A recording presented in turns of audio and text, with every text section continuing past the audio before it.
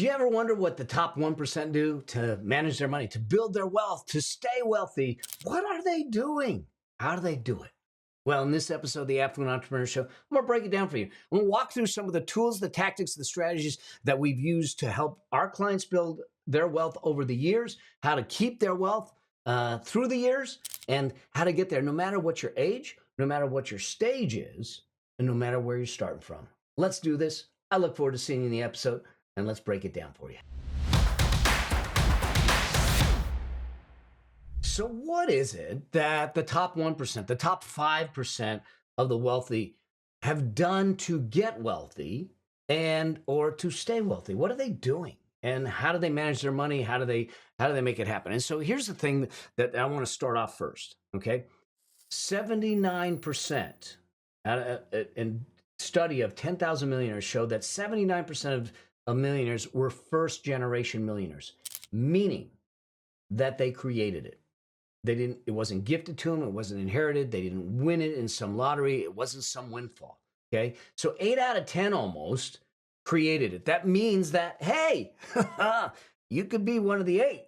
Let's make it happen. So when we talk about how they managed their money and how they got there and some of those things, it isn't about the people that might have inherited and they came from money. Look, even me, okay, I'm a son of an immigrant family. My dad came here at 17 years old with nothing. He went to school. He got an engineering degree. He was an aerospace engineer. You know, we lived a decent life, but it certainly isn't lavish.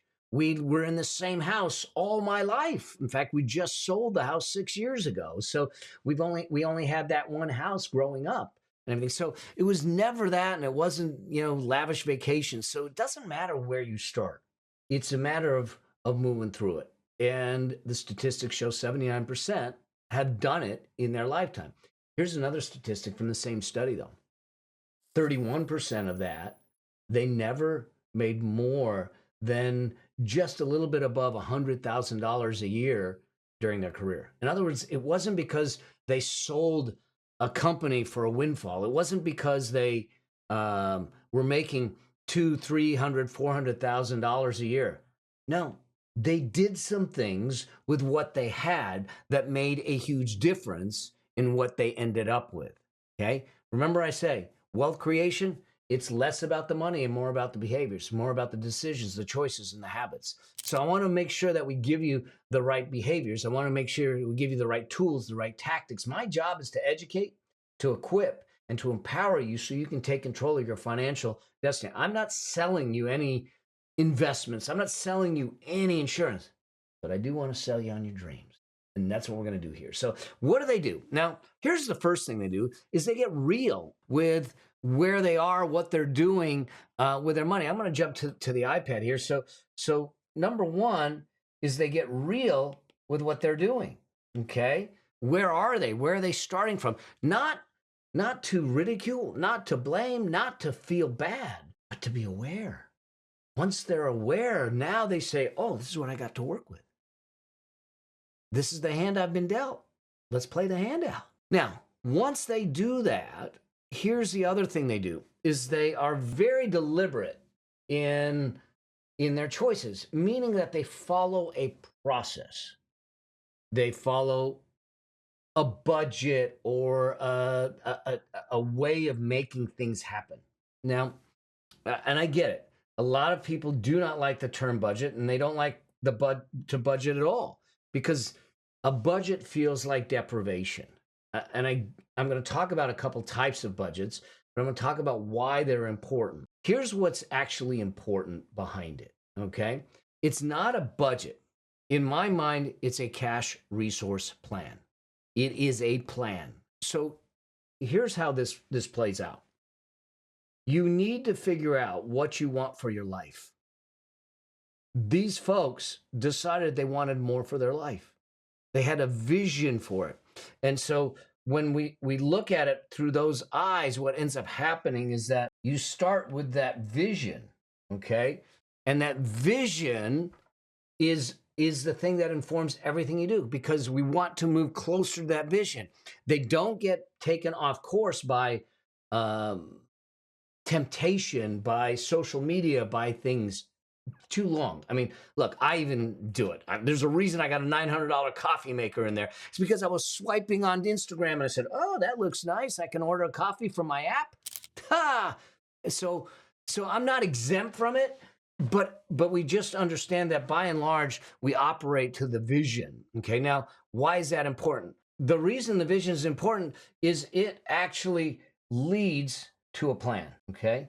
What is the plan to reach the vision? And when we have the plan to reach the vision, then from there, we have an idea of, okay, if I know what the plan is, what's the strategy to make the plan a reality? And so now we have the strategy.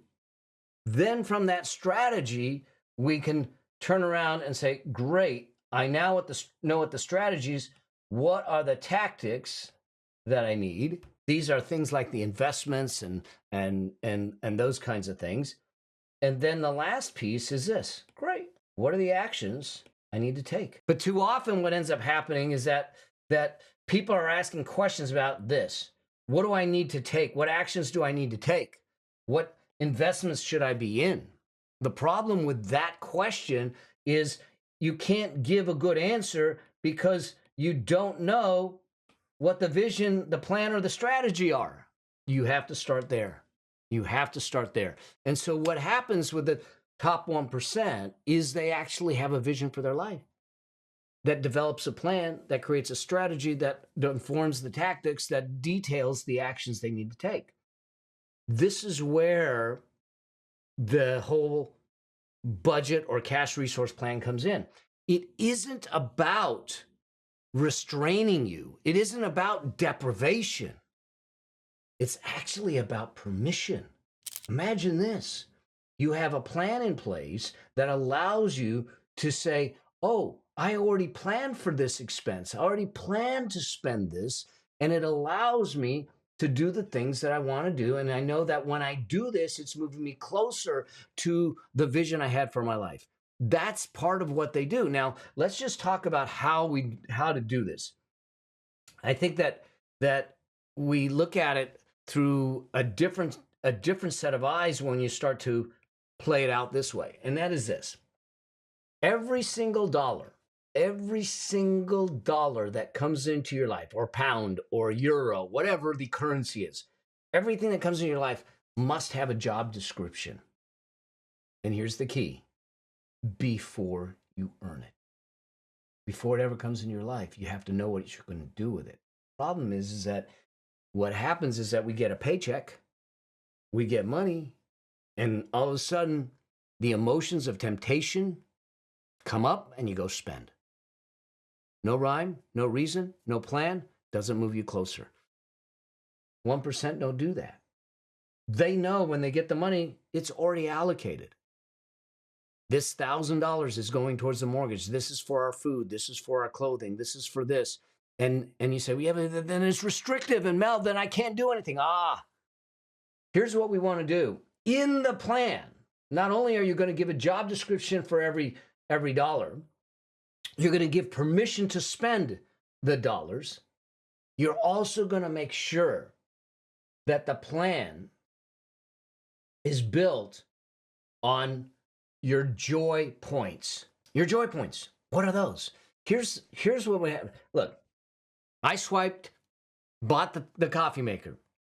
Does it bring me sustainable joy? Yeah, I like coffee. I don't drink a lot of it, but I like coffee. Could I have done without it? Was the other coffee maker we had just good enough? Yes. So in my mind, it isn't a visceral, long-standing, sustainable joy. It was a momentary pleasure that was bought out of temptation and emotion. And so now, could we afford it? Yes. And so it didn't put us in a bad position. I'm not concerned about it, but when these types of purchases or buying or spending create a situation where you're going in debt, you can't afford to pay other bills, or you're moving further away from your vision and the plan for your financial life and your life in general, then I don't want you to do it. So, but here's the thing that I know. You will not, if you do not enjoy the path to financial freedom, you will not enjoy the destination of financial freedom. Okay. And the reason I say that is because I've watched people do this, is that they restrain themselves so much, they deprive themselves so much that they're miserable on the journey. And when they get to the destination, they don't even know what to do. And because they were miserable on the journey, it was tough. So here's what I want people to do. I say, I want you to pick 3, maybe 4, what I call joy points of life. What are the things that give you visceral joy that is lasting, that is really meaningful? And it's going to be different for everyone. Like, for instance, my wife and I, we love to travel. And we don't travel cheap, okay? But we love to travel. We know that that is one of our biggest joy points about our life.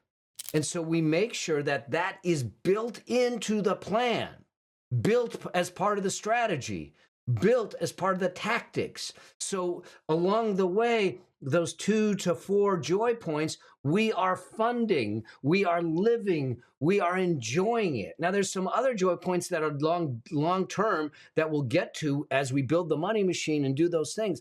But if we're not creating some visceral level of sustainable joy on the journey, we won't stay on the journey and we'll give up.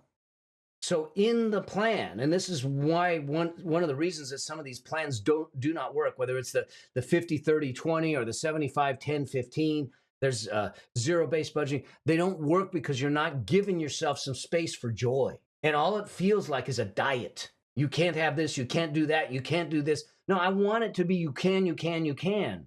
I want to separate guilt. I want to separate shame. I want you to do that. Okay? So there needs to be a plan in place, but that plan needs to include some level of joy in the process. And if you look at the top 1%, they work from a plan. Okay? And they're simple at first, they get more complicated. My plan is a little more complicated because of what we're doing and how we're doing it, but it was a lot simpler before. Now, the thing that drives it, there's 2 other things that I want you to know that drive it, is that if we go back to here, is that number 3 is all about something that I call the wealth priority pathway. Here's the thing. It is really important for you, and what most of the 1% do is that they make investing a priority. So you're going to make income, you're going to spend money, this is what most people do, and then you're going to invest. This is what most people do. What do the 1% do? The problem here is this, is you're spending money on a current lifestyle, you're investing what's left. You're investing the scraps. It's not what we should be doing. Okay? What most people do is this. What I want you to do is to flip it. So what I want to do is I want to take the spending and I will move it here. I want to take the investing and I will move it here. So what am I going to do? I'm going to make money. I'm going to make investing the priority and I'm going to spend second. Okay? So the wealthy make investing the priority. So they make money, they invest the money, and whatever there's left is what they use to build their life today. And if they don't like what's left, they try to figure out how to get more money, how to make sure that they have more money, but they don't forsake that future. So what they do, so number 3, that piece is that to make sure that they make investing a priority. And then the last thing that they do is to follow the recipe for building wealth. And our recipe is something that I call the wealth priority ladder. It's, I go into a ton of detail in my book and so my training, so building your money machine. But this is basically, when you talk about a recipe, it's what are the ingredients? How much of the ingredients do you need? When do you put the ingredients in? How are you going to cook it? That's what this does. It literally is the job description for every single dollar that's coming in.